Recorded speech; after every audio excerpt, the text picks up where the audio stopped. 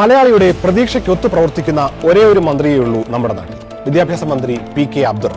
റബ്ബ് എന്ത് കൈകാര്യം ചെയ്താലും അത് കുളമാകുമെന്ന മലയാളിയുടെ പ്രതീക്ഷ അദ്ദേഹം ഒരിക്കലും തെറ്റിക്കാറില്ല. പാഠപുസ്തകങ്ങളുടെ വിതരണ കാര്യം വന്നപ്പോൾ മലയാളിയുടെ പ്രതീക്ഷയ്ക്ക് മുകളിൽ പോയി റബ്ബിന്റെ പ്രകടനം.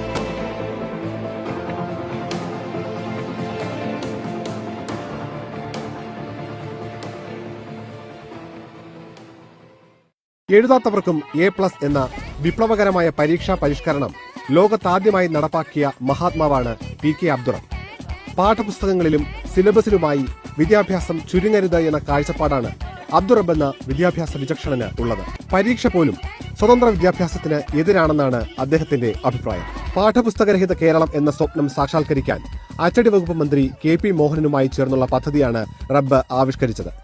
മന്ത്രിസഭയിലും ഈ നീക്കത്തിന് പൂർണ്ണ പിന്തുണ കിട്ടി.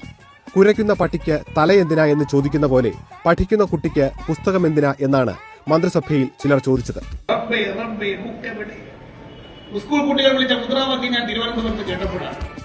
റബ്ബിനെ തോൽപ്പിക്കാൻ പക്ഷേ ആർക്കും കഴിഞ്ഞില്ല. വേണ്ടി വന്നാൽ ഓണപരീക്ഷ ക്രിസ്മസിന് നടത്തുമെന്ന് റബ്ബ് പ്രഖ്യാപിച്ചു.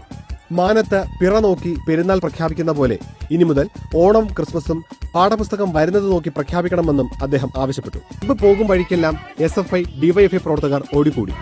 എല്ലാവർക്കും അറിയേണ്ടിയിരുന്നത് പുസ്തകം എന്ന് കിട്ടും എന്നായിരുന്നു. റബ്ബ് മാധ്യമങ്ങൾ വഴി അവരോട് മറുപടി പറഞ്ഞു. മറുപടികൾ ആവർത്തന വിരസമാകാതിരിക്കാൻ അദ്ദേഹം പ്രത്യേകം ശ്രദ്ധിച്ചു. ഏതായാലും ജൂൺ 1-ാം തീയതിയോടുകൂടി മിക്കവാറും പുസ്തകങ്ങൾ മുഴുവൻ കൊടുക്കാൻ കഴിയും എന്നാണ് വിശ്വസിക്കുന്നത്. ബാക്കി 30 ലക്ഷം പുസ്തകങ്ങൾ ജൂലൈ 20-നകം പൂർത്തീകരിച്ച് സ്കൂളുകളിൽ എത്തിക്കാൻ കഴിയും എന്നാണ് ഗവൺമെന്റ് ഉദ്ദേശിക്കുന്നത്.